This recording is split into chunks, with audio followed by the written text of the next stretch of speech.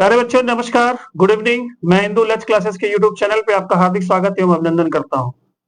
बच्चों, मैं online platform में जिस पोर्शन को लेकर के उतरा हूं अपने यूट्यूब चैनल पे, वो पोर्शन है आपका मूल विधि और संविधान। मूल विधि और संविधान पोर्शन ही क्यों लेकर के उतरा हूं, मैंने एक शॉर्ट वीडियो में भी आपको बताया था।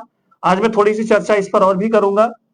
ये जो मूल विधि और संविधान का जो पोर्शन है, ये उत्तर प्रदेश की आगामी जो परीक्षा होने वाली है, दरोगा परीक्षा, उसमें और अन्य एग्जाम में भी, जैसे जुडिशरी के जो भी एग्जाम होते हैं, एपीओ जो आपका सहायक अभियोजन अधिकारी का एग्जाम होता है, और भारत में जितनी भी जुडिशरी के एग्जाम होते हैं, न्यायिक परीक्षाएं होती हैं, उसमें एक विशेष भूमिका निभाता है। इसके अतिरिक्त इसमें जो मूल विधि के कुछ पोर्शन ऐसे हैं जो लगभग सभी एग्जाम में जीएस में आते हैं। इसके अतिरिक्त आपका जो संविधान का जो पोर्शन है, वो आपका सभी एग्जामों में आने वाला पोर्शन है, महत्वपूर्ण पोर्शन है। और इसको लेकर के उतरने का एक सबसे मजबूत कारण यह था कि ये मूल विधि और संविधान दोनों की भाषाएं बड़ी कठिन हैं, जो बच्चों को डराती हैं। बच्चे इससे थोड़ा सा भागने की कोशिश करते हैं, बच्चे थोड़ा इससे बचने की कोशिश करते हैं। तो मेरा ये पहला उद्देश्य ये रहेगा कि मैं इन दोनों पोर्शन को बहुत अच्छे से, बहुत सरल भाषा में बच्चों को बता सकूं। इसके अतिरिक्त दूसरा कारण ये था कि मूल विधि और संविधान दरोगा की परीक्षा में लगभग एक निर्णायक भूमिका निभाता है जीएस के पेपर में। जैसे जीएस के पेपर जो आता है, उसका दरोगा के पेपर में, उसमें लगभग 40 क्वेश्चन होते हैं, और इन 40 क्वेश्चन में लगभग 22 से 24 क्वेश्चन इन दोनों पोर्शन से ही आते हैं। तो ये दो ऐसे कारण थे जिसकी वजह से मैं मूल विधि और संविधान के पोर्शन को लेकर उतरा हूं। आगे भी अन्य विषयों को भी लेकर भी उतरूंगा। कल से हमारी एक डेली करंट अफेयर्स की क्लास भी चलेगी रात को 10 बजे, उसमें भी आप सभी को शामिल होना है। तो बच्चों, क्लास को शुरू करने से पहले आज मैं इस पे इंट्रोडक्शन पे बात करूंगा, इन दोनों चीजों के पोर्शन, इन दोनों पोर्शन पे बात करूंगा। लेकिन उससे पहले मैं आपसे बात करूंगा।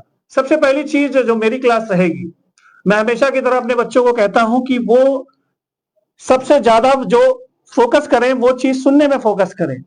बात लिखने की होगी तो आप लोग कॉपी और पेन जो है साइड में रख दीजिएगा।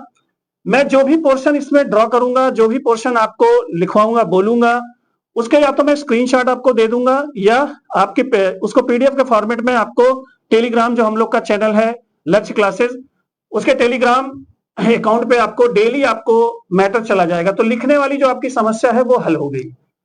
सबसे मजबूत चीज, सबसे महत्वपूर्ण चीज आपकी यह है कि आप मेरे पढ़ाने के तरीके पे फोकस करिएगा, आप हमारी भाषा पे फोकस करिएगा, इन सब चीजों पे ज्यादा फोकस करिएगा। आपको चीजें अपने आप क्लियर हो जाएंगी।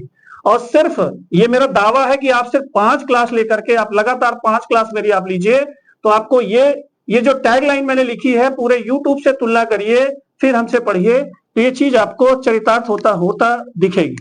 तो सबसे पहले मैं शुरुआत करूंगा। इंट्रोडक्शन जो क्लास है आज, मूल विधि और संविधान, जो मैंने आज क्लास बनाई है, उसमें पहले इन दोनों टॉपिक पे चर्चा करूंगा। और एक बात, जैसे बच्चों, अगर आपको चीजें वाकई अच्छी लगे तो अपने कमेंट्स के माध्यम से, अपने सुझाव के माध्यम से हमको जरूर बताइएगा, जिससे हम अपनी कमियों को सुधार कर सकें। क्योंकि अभी हमारे पास संसाधन उतने हैं नहीं, इन्हीं कम संसाधनों में सबसे बेस्ट कंटेंट देने की मैं कोशिश करूंगा। ठीक, तो शुरुआत करते हैं इंट्रोडक्शन क्लास से। तो सबसे पहले जो पोर्शन मैंने उठाया है, वो पोर्शन है आपका मूल विधि एवं संविधान। मूल विधि एवं संविधान, मूल विधि एवं संविधान मैंने पोर्शन लिया है।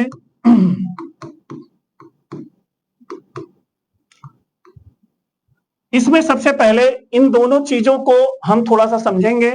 इन दोनों चीजों में मूलभूत अंतर क्या होता है, इन दोनों चीजों को समझेंगे, क्योंकि काफी बच्चे इसमें कंफ्यूज रहते हैं। ठीक है, तो सबसे पहले मेरा प्रयास रहेगा कि इन दोनों चीजों में मैं डिफरेंस बताने की कोशिश करूं। ये दोनों चीजों का हल्का सा इंट्रोडक्शन मैं आपको दूंगा, जिसमें सबसे पहले आप लोगों ने जो चीज पढ़ी होगी वो है आपका संविधान। तो अगर संविधान को एक लाइन में डिफाइन किया जाए, एक लाइन में इसकी डेफिनेशन दी जाए, तो संविधान एक व्यवस्था है। संविधान एक व्यवस्था है, और इस व्यवस्था से पूरे देश में शासन किया जाता है। इस व्यवस्था से पूरे देश में शासन किया जाता है। ठीक, और इस समय इस व्यवस्था में सभी लोग जानते हैं, जो बच्चे संविधान पढ़े होंगे, जो नहीं पढ़े हैं वो भी बहुत आराम से, बहुत ध्यान से सुनते हुए चलेंगे। इस व्यवस्था में 3 स्तंभ हैं। जो पहला आपका स्तंभ है वो है आपका विधायिका। सबसे पहला स्तंभ जो है वो है विधायिका। दूसरा आपका जो स्तंभ है वो है आपका कार्यपालिका। दूसरा जो स्तंभ है वो है आपका कार्यपालिका। तीसरा स्तंभ है जो है आपका न्यायपालिका। तीसरा स्तंभ जो है वो है आपका न्यायपालिका। ठीक, जुडिशरी बॉडी, एग्जीक्यूटिव बॉडी और आपका लेजिस्लेटिव बॉडी, ये 3 स्तंभ हैं आपके संविधान में, आपके संविधान में दी गई व्यवस्था के अनुसार। और इन तीनों से ही आपके पूरे देश में शासन किया जाता है। ठीक, और ये जो तीनों स्तंभ बनाए गए हैं, ये तीनों स्तंभ जो बनाए गए हैं, ये तीनों स्तंभों का केंद्र बिंदु यहाँ की जनता है। इन तीनों स्तंभों का केंद्र बिंदु यहाँ की क्या है? जनता है। इसी को केंद्र में रखते हुए, इसी को ध्यान में रखते हुए ये व्यवस्था बनाई गई है। अब ये जनता जो इसमें आ गई, जनता के द्वारा ये बनाया गया लोकतंत्र है। इस जनता को यदि कोई असुविधा होती है या किसी भी प्रकार की बाधा होती है तो ये जनता आती है कहां पर? न्यायपालिका के दरवाजे पे आती है। और न्यायपालिका संविधान में दी गई व्यवस्था के अनुसार या मूल विधि में दी गई व्यवस्था के अनुसार न्याय देती है। मूल विधि में दी गई व्यवस्था के अनुसार न्याय देती है। तो इन दोनों चीजें आपस में इंटरकनेक्टेड है। इन दोनों चीजें आपस में जुड़ी हुई हैं। ठीक, मैं एक बार फिर से रिपीट करूंगा, संविधान एक प्रकार की व्यवस्था है जिससे पूरे देश में शासन किया जाता है। और इस संविधान की इस व्यवस्था में विधायिका, कार्यपालिका, न्यायपालिका और इन तीनों के केंद्र बिंदु में है क्या है? जनता।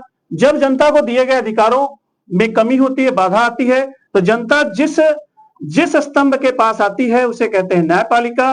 और न्यायपालिका संविधान में दी गई व्यवस्था के अनुसार या मूल विधि में दी गई व्यवस्था के अनुसार निर्णय देती है। तो ये दोनों चीजें अलग हैं। ये व्यवस्था है और ये आपका जो है बाधा के बाद उत्पन्न व्यवस्था के लिए बनाए गए क्या है? कानून है। बाधा के बाद उत्पन्न हुई व्यवस्था के लिए बनाए गए कानून है। एक सिंपल डिफिनीशन मैंने आपको बताई, एक सिंपल डिफरेंस बताया आपको मूल विधि एवं संविधान में।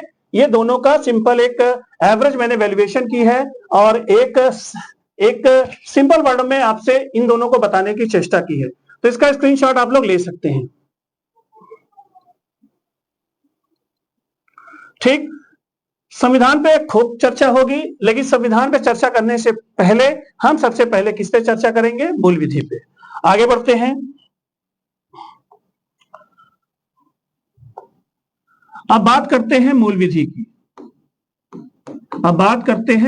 की। बहुत ध्यान से सुनिएगा, बहुत ध्यान से समझिएगा। अगर आप नए हैं तो आप एकदम से मन में से डर हटा दीजिएगा।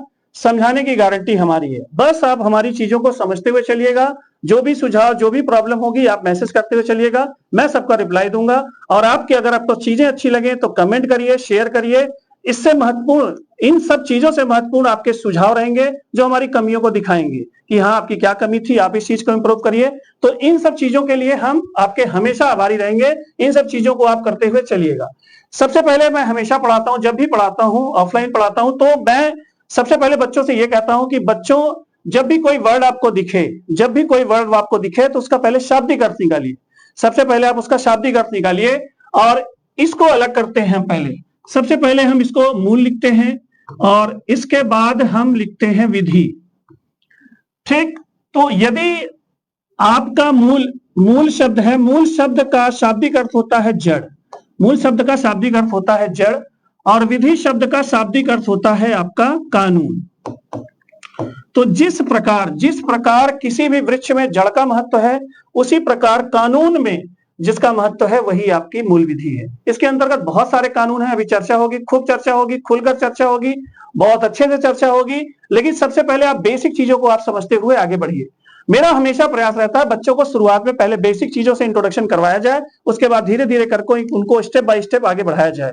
ठीक, घबराने की कोई आवश्यकता नहीं, डरने की कोई आवश्यकता नहीं है। आप बस जो भी चीजें मैं आपको सिखाऊं उसको आप अच्छे से सीखते हुए चलिएगा। तो ऐसे कानून जो जड़ रूप में है उनको हम मूल विधि के रूप में कह सकते हैं, मूल विधि कह सकते हैं। इसको अगर एक लाइन में डेफिनेशन कही जाए, यदि इसको एक लाइन में डेफिनेशन की जाए तो ऐसे सभी कानून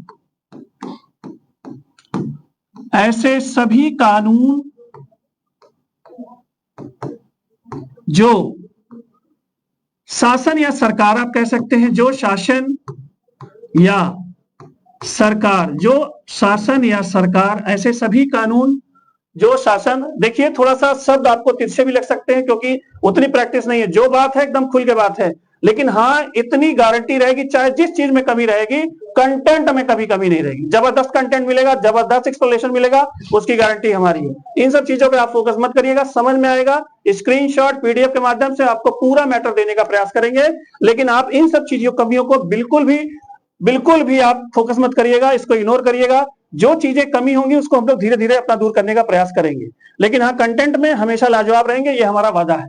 ऐसे सभी कानून जो शासन सरकार के द्वारा, ऐसे सभी कानून जो शासन सरकार के द्वारा प्राप्त, ऐसे सभी कानून जो शासन सरकार के द्वारा, जो शासन सरकार के द्वारा, जो शासन सरकार के द्वारा प्राप्त जनता के अधिकारों, जो शासन सरकार के द्वारा प्राप्त जनता के अधिकारों, जनता के अधिकारों की सुरक्षा कर सके, जनता के अधिकारों, जनता को सरकार के द्वारा प्राप्त जनता के अधिकारों की सुरक्षा कर सके, उन्हें ही हम मूल विधि कहते हैं। ठीक, मूल विधि को इंग्लिश में substantive law, fundamental law, basic law के नाम से भी जाना जाता है। अभी आगे बढ़िया से चर्चा होगी। आज मेरी क्लास का मतलब सिर्फ यह है कि आपको मूल विधि और संविधान के पोर्शन से परिचित करवाना, और सबसे आवश्यक चीज है आपके मन में जो मूल विधि को लेकर के डर है उसको दूर करना। अगर मैं इसमें सफल हुआ तो मेरी आज की क्लास सफल रहेगी। बाकी मैटर, कंटेंट और एक्सप्लेनेशन की आप बिल्कुल टेंशन मत लीजिएगा, क्लास में हमेशा टाइम से बने रहिएगा। ऐसे सभी कानून जो शासन सरकार के द्वारा प्राप्त जनता के अधिकारों की सुरक्षा कर सके, वो मूल विधि के अंतर्गत आते हैं। ये वन लाइन डेफिनेशन है, ये वन लाइन डेफिनेशन है, और इस डेफिनेशन से हमें यह आभास हो रहा है कि हमारे आसपास ऐसे सभी कानून हैं जो हमारे अधिकारों की रक्षा कर सके, वो आपके मूल विधि के अंतर्गत आते हैं। इसके साथ ही मूल विधि का एक कर्तव्य और भी होता है, इसका स्क्रीनशॉट आप ले सकते हैं। ठीक, यदि इसके एक जो और महत्वपूर्ण कार्य है उस पर अगर चर्चा की जाए तो मूल विधि का एक कार्य यह होता है कि एक स्वस्थ सामाजिक वातावरण का निर्माण करना, स्वस्थ सामाजिक वातावरण का निर्माण करना, स्वस्थ सामाजिक वातावरण का निर्माण करना। ठीक, देखिए मूल विधि के बारे में अवधारणा एक कानून है, लेकिन वो कानून बाधा के उपरांत ही कार्य में आते हैं, नहीं, ऐसी बात नहीं है। वो कानून बाधा से पहले भी हमें एक ऐसा इन्वायरमेंट, एक ऐसा माहौल प्रदान करते हैं कि आदमी अपराध करने से, आदमी जो है गलत कार्यों को करने के लिए रुके और उस पर सोचने पर मजबूर हो सके। तो इसका एक मूल विधि का एक काम ये भी होता है कि वो स्वस्थ सामाजिक वातावरण का भी निर्माण कर सके। ठीक, अब इसके हम आगे बढ़ते हैं। ये जो मूल विधि है, मूल विधि के अंतर्गत जो पोर्शन है उन पे चर्चा होगी। पहले इसके बैकग्राउंड में हम जाएंगे, सबसे पहले इसके बैकग्राउंड में जाएंगे, इसकी जड़ पे जाएंगे। तो अगर इसकी जड़ों को देखें, मूल विधि की जड़ों को देखें, तो इसकी जड़ें ब्रिटिश काल से संबंधित हैं। किस काल से संबंधित है? ब्रिटिश काल से संबंधित हैं। मूल विधि की जड़ें ब्रिटिश काल से संबंधित हैं। ठीक, ब्रिटिश काल से संबंधित है। ब्रिटिश काल में 1833 के चार्टर एक्ट से, 1833 के चार्टर एक्ट से, ब्रिटिश काल में 1833 के चार्टर एक्ट से एक विधि आयोग की स्थापना 1834 में की गई थी। एक विधि आयोग की स्थापना 1834 में की गई थी, और जिसके अध्यक्ष थे लॉर्ड थॉमस बेबिंगटन मैकाले, जिसको हम लोग शॉर्ट फॉर्म में लॉर्ड मैकाले के नाम से जानते हैं, लॉर्ड मैकाले के नाम से जानते हैं। इस विधि आयोग का उद्देश्य क्या था? विधि मतलब कानून। तो इस आयोग का उद्देश्य था कि भारत में एक कानून की एक अच्छी व्यवस्था बनाई जाए, न्यायालय कैसे काम करें, पुलिस कैसे काम करे, अपराधियों पे नियंत्रण कैसे हो, इन सब चीजों पर विचार विमर्श करने के लिए एक विधि आयोग का गठन किया गया था। और इन्हीं सब प्रयासों के फलस्वरूप 1860 ईस्वी में भारतीय दंड संहिता को लाया गया था। 1860 ईस्वी में भारतीय दंड संहिता को लाया गया था, ठीक, जिसको इंग्लिश में हम लोग आईपीसी के नाम से जानते हैं, इंडियन पैनल कोड, ठीक। तो ये भारतीय दंड संहिता अस्तित्व में आई किस वर्ष? 1860 ईस्वी में।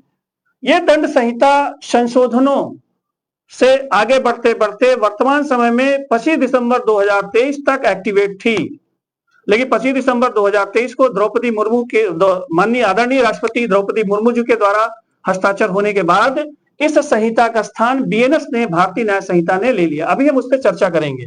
सबसे पहले हम आपको बताएंगे कि 1860 में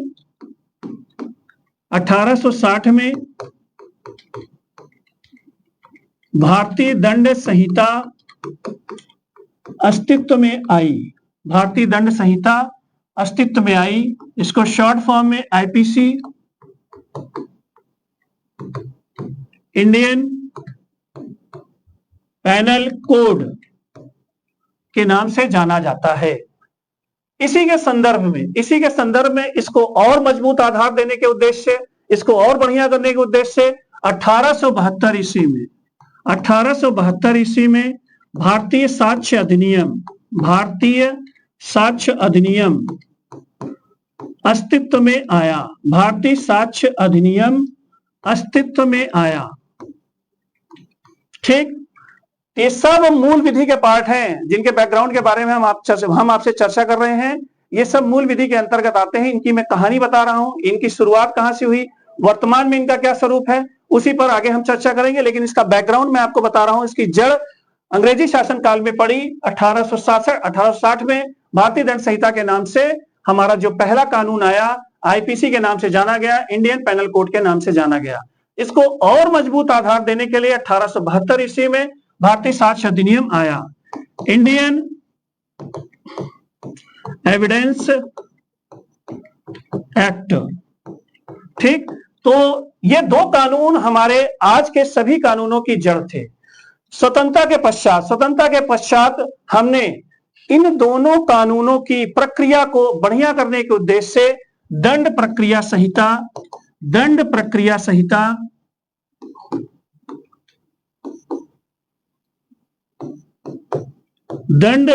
संहिता को अधिनियमित किया या लॉन्च किया, ठीक।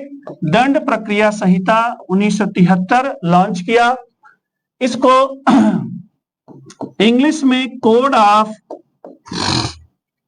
क्रिमिनल प्रोसीजर के नाम से जाना गया। कोड ऑफ क्रिमिनल प्रोसीजर के नाम से जाना गया, ठीक। इसको शॉर्ट फॉर्म में हम लोग सीआरपीसी के नाम से जानते हैं, ठीक। तो ये तीनों एक्ट 25 दिसंबर 2023 तक, ये तीनों एक्ट मतलब भारतीय दंड संहिता 1860, भारतीय साक्ष्य अधिनियम 1872, दंड प्रक्रिया संहिता 1973, ठीक। ये तीनों आधार ये तीनों कानून 25 दिसंबर तक एक बढ़िया मजबूत स्थिति में बने रहे। वर्तमान सरकार ने 25 दिसंबर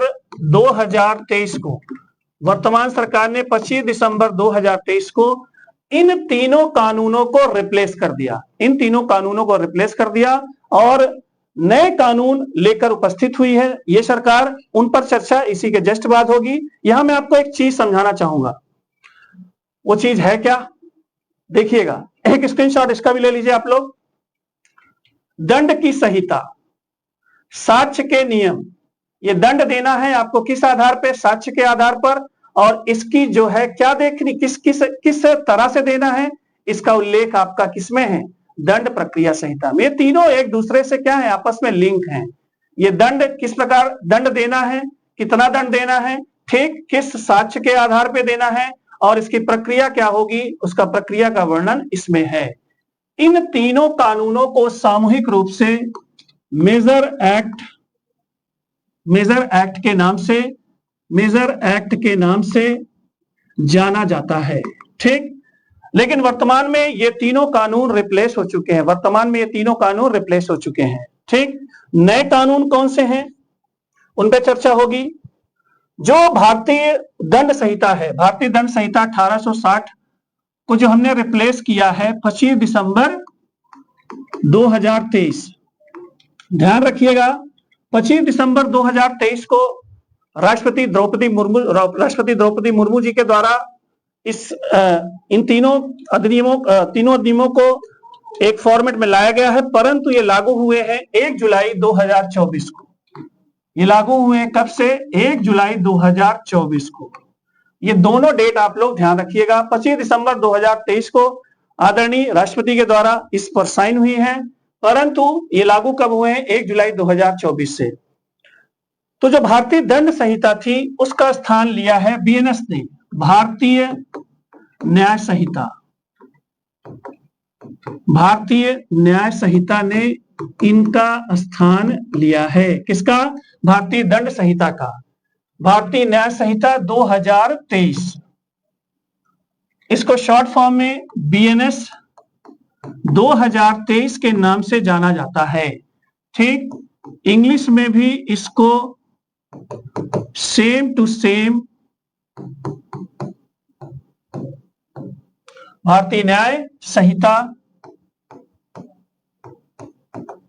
के नाम से जाना जाता है। ठीक, ये दंड संहिता, भारतीय दंड संहिता का स्थान इस नए कानून ने लिया है। नंबर 2 पे जो दंड प्रक्रिया संहिता थी उसको, दंड प्रक्रिया संहिता को अब भारतीय नागरिक सुरक्षा संहिता 2023 के नाम से अब जाना जाता है। भारतीय नागरिक सुरक्षा संहिता 2023 के नाम से जाना जाता है। इसको इंग्लिश में BNSS 2023 बोलते हैं। भारतीय नागरिक सुरक्षा संहिता 2023। ठीक, तो भारतीय दंड संहिता का नाम बदल गया है भारतीय न्याय संहिता 2023, बीएनएस 2023 भारतीय न्याय संहिता, भारतीय नागरिक सुरक्षा संहिता 2023 बीएनएसएस 2023 भारतीय नागरिक सुरक्षा संहिता।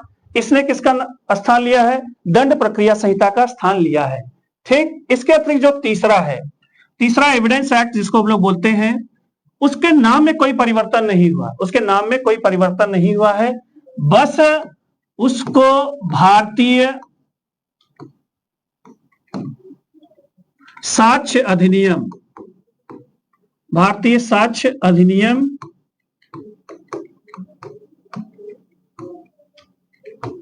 2023 के नए नाम से जाना जाता है। ठीक, इसको इंडियन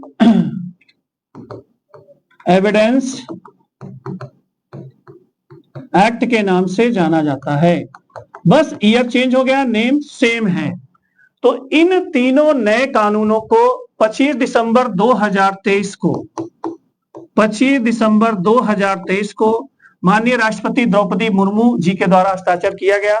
ठीक, हमारे यहाँ जानते ही हैं कानूनों को अधिनियमित करने की प्रक्रिया क्या है, दोनों सदनों से, संसद के दोनों सदनों से वो पारित होता है, उसके बाद राष्ट्रपति महोदया की साइन हुई और ये कानून फिर उसी दिन भारत के गजट के भाग 2 में, भारत के सरकारी गजट में भाग 2 में खंड 1 में उसी दिन प्रकाशन हुआ है।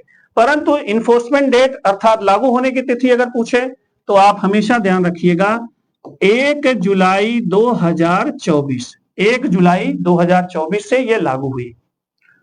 तो अभी तक मैंने जो आपको चीजें आपको बताई उसको मैं सिर्फ 2 मिनट में रिवीजन करना चाहूंगा। सबसे पहली बात, मूल विधि और संविधान में क्या डिफरेंस है, संविधान एक व्यवस्था है, उस व्यवस्था को अगर आप क्रैक करेंगे तो मूल विधि है। ठीक, संविधान में अगर कोई बाधा आ रही है तो न्यायिक प्रक्रिया अगर चलानी है तो वो मूल विधि के अंतर्गत आएंगी।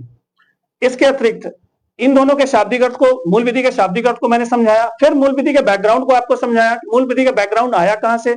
मूल विधि का बैकग्राउंड आपका ब्रिटिश शासनकाल से है।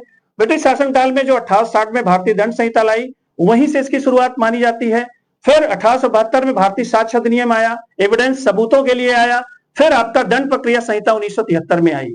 इसके बाद इन तीनों को रिप्लेस किया गया आपका 25 दिसंबर 2023 को, और इन तीनों के स्थान पर जो चीजें आई, वो पहली चीज भारतीय दंड संहिता के स्थान पे भारतीय न्याय संहिता आई। ठीक, 2023 दंड प्रक्रिया संहिता के स्थान पे भारतीय नागरिक सुरक्षा संहिता आई, और एविडेंस एक्ट सेम रहा, नेम सेम रहा, बस ईयर चेंज हो गया और 2023 आई। अभी तक जो मैंने आपको पढ़ाया है उसकी समरी ये है। जो भी दिक्कत हो बेटा, जो भी आपको प्रॉब्लम हो, जो किसी भी बच्चे को कोई भी दिक्कत हो, तुरंत मुझे मैसेज करे, मैं उसको रिप्लाई हर हाल में देने की कोशिश करूंगा। और इनसे सबसे महत्वपूर्ण मैं हमेशा कहता हूं कि आपके सुझाव हमारे लिए बहुत मायने रखेंगे। ठीक, अभी हम लोग एकदम शुरुआत में हैं, पूरी मेहनत कर रहे हैं, मेहनत में कमी नहीं रहेगी, कंटेंट में कोई कमी नहीं रहेगी, एक्सप्लेनेशन में कोई कमी नहीं रहेगी, सुविधाओं में थोड़ा अभी कमी है। प्रैक्टिस हम लोग की लगातार चल रही है, मेहनत हमेशा लगातार चल रही है। आप लोगों की हौसला अफजाई हम लोग को बहुत आगे तक ले जाएगी। ठीक, इसके आगे हम चर्चा अब आपको आगे करते हैं। अगर भारतीय न्याय संहिता का एकदम थोड़ा सा हल्का सा अगर मैं आपको परिचय कराऊं, तो भारतीय न्याय संहिता का जो परिचय मैं दूं आपको, तो इसमें आपको एक सिंपल लाइन में आपको बताऊंगा कि भारतीय न्याय संहिता और भारतीय दंड संहिता में दोनों में क्या डिफरेंस है। भारतीय दंड संहिता, जहां पे भारतीय दंड संहिता जो थी, भारतीय दंड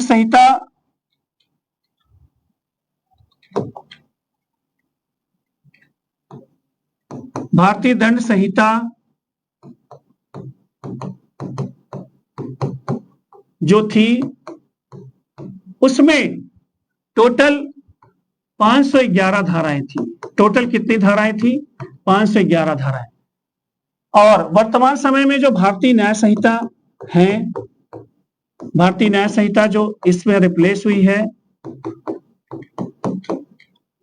उसमें टोटल 358 धाराएं हैं। कितनी धाराएं हैं? 358 धाराएं हैं। ठीक, जो 20 भागों में डिवाइड है। कितने भागों में? 20 भागों में डिवाइड है। देखिए बच्चों, अभी मैं इसको जानबूझ के इसलिए बताया कि मैं दोनों का तुलनात्मक अध्ययन आपको प्रदान करना चाहता हूं। अभी हम इसके बारे में चर्चा करेंगे, बाद में बहुत अच्छे से करेंगे। देखिए, सबसे पहली चीज इसमें देखिए वर्ड लिखा है क्या? धाराएं। कुछ बच्चे संविधान में दिए गए अनुच्छेदों को भी धाराएं बोलते हैं, गलत है।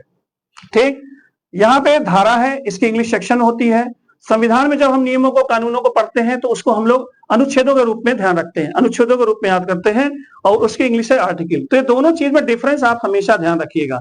तो भारतीय दंड संहिता में इस समय जो है 511 धाराएं हैं, और सॉरी, भारतीय न्याय संहिता में इस समय 358 धाराएं हैं। भारतीय दंड संहिता में 511 धाराएं थी। क्या ये धाराओं को कम करने का कारण क्या अपराध कम हो गए? नहीं, ऐसा नहीं है। ठीक है, अपराधों में कमी नहीं हुई है। ठीक, हुआ क्या कि जैसे पहले एक अपराध के लिए अलग अलग धाराएं थी, उन सभी धाराओं को हमने भारतीय न्याय संहिता में एक साथ कर दिया है। बस इतना ही डिफरेंस आया है, जिससे हमारी टोटल धाराएं क्या हो गई हैं? कम हो गई हैं। दूसरी चीज, भारतीय जो इसके पहले दंड प्रक्रिया संहिता थी, दंड प्रक्रिया संहिता थी, दोनों का तुलनात्मक अध्ययन मैं आपको बताने की चेष्टा कर रहा हूं। दंड प्रक्रिया संहिता में टोटल धाराएं थी 484, परंतु जो वर्तमान समय में मैं फिर से इसको हटाऊंगा, दंड प्रक्रिया संहिता जो थी, दंड प्रक्रिया संहिता जो थी, उसमें टोटल धाराओं की संख्या थी 484। ठीक, परंतु जो भारतीय नागरिक सुरक्षा संहिता इसके स्थान पे आई है, भारतीय नागरिक सुरक्षा संहिता जो इसके स्थान पर आई है, उसमें टोटल 531 धाराएं हैं। देखिए, अब इसमें हमारे सेक्शन धाराएं क्या हो गई हैं? बढ़ गई हैं। इसका मतलब कहीं ना कहीं से हमने दंड की प्रक्रिया को आसान कर दिया है और ये वास्तव में ऐसा हुआ है। ठीक, इसीलिए धाराओं की संख्या भारतीय नागरिक सुरक्षा संहिता में बढ़ गई है। ठीक, इसके अतिरिक्त जैसे ये दोनों का तुलनात्मक अध्ययन है, इसके बारे में हम आगे और भी चर्चा करेंगे। दोनों का हमने आपको एक हल्का सा तुलना करके बताया। अब सबसे इंपॉर्टेंट बात, चलिए मूल विधि के अंतर्गत जो जो कानून है उसको पढ़ लेंगे। मूल विधि से के अतिरिक्त संविधान में जो जो कानून है उसको हम पढ़ लेंगे। लेकिन एक बड़ा सवाल यह होता है कि प्रश्न आते कहां से हैं, प्रश्न बनते कहां से हैं, मूल विधि के अंतर्गत प्रश्न कहां से आते हैं। तो बच्चों में एक बात बताना चाहूंगा आज के दिन, और मैं हमेशा अपनी क्लासेस में उस चीज को कहता हूं। वो चीज है क्या कि अगर आप कंपटीशन में अपनी स्ट्रेटजी को सही कर लें तो आप आधी लड़ाई जीत जाते हो। इतनी धाराएं हैं, कौन रटेगा, ये बात सत्य है। हर धारा आपको नहीं रटनी है। मैं हमेशा कहता हूं कि ज्यादा पढ़ने से अच्छा है कि क्या छोड़ना है वो हमें अगर समझ में आ जाए तो हम आधी लड़ाई जीत लेते हैं। वो काम मैं यहां भी करूंगा। आपको उन चीजों से सबसे पहले परिचय कराऊंगा जिनसे सबसे ज्यादा क्वेश्चन आते हैं। मेरी स्ट्रेटजी हमेशा एकदम साफ रहती है। मैं हमेशा अपने बच्चों को एकदम टारगेट पे, क्योंकि बेटा जीएस का पोर्शन, मूल विधि का पोर्शन, संविधान का पोर्शन बहुत ज्यादा है, नो डाउट। इसमें चाहे जो भी कोई भी बात करे, कोई कुछ भी कहे, लेकिन है ज्यादा। लेकिन हम एक सटीक अध्ययन से, एक सटीक स्ट्रेटजी से इसको क्रॉस करेंगे। और सटीक अध्ययन में इस बार क्या है, हमारे पास प्रीवियस ईयर बीएनएस और बीएनएसएस का नहीं है। इस चीज को भी ध्यान रखिएगा। तो हमें लड़ाई और अच्छे से करनी है। पदों की संख्या ठीक ठाक है, लेकिन हम इसको क्रैक कर लेंगे। आप हमारे साथ बने रहिए, आपको निश्चित हम सफलता दिला करके रहेंगे। तो सबसे पहले जो सवाल आता है, मूल विधि से एक एवरेज मेरा जो आकलन है कि कहां से क्वेश्चन बनने की संभावना है, तो सबसे पहला जो सवाल आता है आपका बनने की संभावना है, हमेशा जो बनने की संभावना है वो है आपका पहला जो क्वेश्चन बनेगा वो हमेशा बनेगा धारा से रिलेटेड। सबसे पहला क्वेश्चन जो बनेगा वो धारा से रिलेटेड बनेगा, सेक्शन से पूछेगा। अच्छा, धारा में सवाल कैसा आएगा, धारा से सवाल कैसा आता है, तो भैया जैसे आप लोग संविधान पढ़े हो, संविधान में जैसे पूछता है कि अनुच्छेद 1 में क्या कहा गया है। अनुच्छेद 1 में कहा गया भारत राज्यों का संघ है। तो आपसे क्वेश्चन ये पूछता है कि अनुच्छेद में क्या कहा गया है, अनुच्छेद 1 में क्या कहा गया है। नीचे 4 ऑप्शन दिए गए हैं, चारों ऑप्शन में से आपको एक पे टिक मारनी है। सेम ऐसे है, धारा 1 में क्या है, धारा 2 में क्या है, धारा 3 में क्या है। ये क्वेश्चन आपके हमेशा बने रहेंगे। इसके ठीक अपोजिट किसी तथ्य को दे देगा और आपसे पूछ लेगा कि ये तथ्य, ये बातें किस धारा में है, ये तथ्य या ये बातें किस धारा में है। तो पहला क्वेश्चन आपका धारा से होगा। 2 तरह के प्रश्न आएंगे, 2 तरह के प्रश्न आएंगे, इसको हमेशा आप दिमाग में रखिएगा। मैं महत्वपूर्ण धाराओं को बहुत अच्छे से पढ़ाऊंगा, सारी धाराओं को लगभग कैच करने की कोशिश करूंगा, सब अच्छे से एक्सप्लेन करने की कोशिश करूंगा और आपको सबसे अच्छा मैटर देने की कोशिश करूंगा, आपको नोट देने की कोशिश करूंगा। लेकिन आप पहले मेरी स्ट्रेटजी को समझिए। आज की जो पहली क्लास है ये मैटर की क्लास नहीं है, ये मेरी स्ट्रेटजी की क्लास है कि मैं कैसे क्रैक करूंगा, मैं बच्चों को कैसे क्रैक कराऊंगा, इस पे मेरी क्लास है पहली। ठीक, तो बच्चों आज की क्लास को आप लोग लिखने पढ़ने से संबंधित इसको हटा दीजिए। आप सिर्फ ये समझिएगा कि हमको इस एग्जाम को कैसे क्रैक करना है। सबसे पहली चीज हमने आपको बताया धारा से रिलेटेड क्वेश्चन। नंबर 2 क्वेश्चन अगर आपका बनता है तो वो है वाद से बनता है, केस। इस मूल विधि में आपका वाद मींस केस, मतलब मुकदमे बहुत इंपॉर्टेंट है। इसको हमें पढ़ना पड़ेगा, इसको हमें अच्छे से देखना पड़ेगा, केस स्टडी हमें करनी पड़ेगी, अच्छे से करनी पड़ेगी। तो दूसरा प्रश्न जो आपका बनेगा वो किससे बनेगा, वाद से बनेगा। तीसरा जो प्रश्न बनने की संभावना है वो दृष्टांत या चित्रण, या दृष्टांत या चित्रण। ये क्या होता है बेटा, इलस्ट्रेशन इसको इंग्लिश से बोलते हैं। इलस्ट्रेशन से क्वेश्चन बनने की संभावना है। ठीक, इलस्ट्रेशन मतलब चित्रण, कोई घटना दे देगा, कोई आपको दृष्टांत दे देगा और आपसे पूछ लेगा कौन सी धारा इसमें अप्लाई की जा सकती है। तो ये 3 मेजर पोर्शन है जिससे क्वेश्चन बनने की संभावना है। एक पोर्शन और है, वो पोर्शन है तत्व से, अपराधों से संबंधित, तत्व से संबंधित क्वेश्चन आते हैं। ये जो बेटा आकलन है ये प्रीवियस ईयर का आकलन है। ठीक, इसी को मैंने एक 4 पॉइंट में बांटा है और ये चारों एकदम सटीक पॉइंट है। तत्व का मतलब क्या है, किसी भी अपराध के तत्व क्या है, चोरी के तत्व क्या है, डकैती के तत्व क्या है, ठीक है, हत्या के तत्व क्या है, इन सब चीजों से रिलेटेड क्वेश्चन रहेंगे। और आपका ये 4 मेजर पोर्शन है जिनसे आपका क्वेश्चन बनने की संभावना है, जिनसे आपका क्वेश्चन बनने की संभावना है। ठीक, तो ये जो आपके जो 4 तत्व हैं, इन्हीं को हम फोकस करते हुए हम अपनी क्लास को आगे बढ़ाएंगे। ठीक, आज के लिए बच्चों मैं इतनी ही छोटी सी क्लास लिया आपसे, और मैं आगे भी टाइमिंग अपनी बढ़ाऊंगा, ठीक है, क्योंकि आज मैं ज्यादा बोझ आपके ऊपर डालने वाला नहीं हूं। आज की जो आप क्लास लिए उस क्लास को फिर से आप एक बार देखिएगा। मैं अभी इसको पीडीएफ डाल दूंगा, टेलीग्राम पे डाल दूंगा। जो मैंने आज पढ़ाई चीजें वो आपको डेली पढ़ती रहेंगी। जो भी मैं चीजें एक्सप्लेन करूंगा आपको डेली टेलीग्राम पे डालता रहूंगा। कोई भी क्वेश्चन, कोई भी चीज पूछनी होगी, मैं ऑफलाइन भी उपलब्ध हूं, ठीक है। आप मैसेज के माध्यम से भी आप हमको सूचित कर सकते हैं। मैं आपकी सारी समस्याओं को निदान करने की कोशिश करूंगा, ठीक। लेकिन उससे महत्वपूर्ण यह है कि मेरी बताई गई सारी चीजों पे आप ध्यान करिएगा, फॉलो करिएगा, और सिर्फ 5 दिन बने रहिएगा। सिर्फ 5 दिन लगातार बने रहिएगा। 6ठा दिन आप हमको नहीं छोड़ पाएंगे, इस चीज की मेरी गारंटी है, ठीक है दोस्तों। तो आप अपने मैसेज, अपने कमेंट के माध्यम से मैसेज आप हमको करिएगा। आपके सुझाव हमारे लिए बहुत ही लाभकारी होंगे। आज के लिए इतना ही, थैंक्स।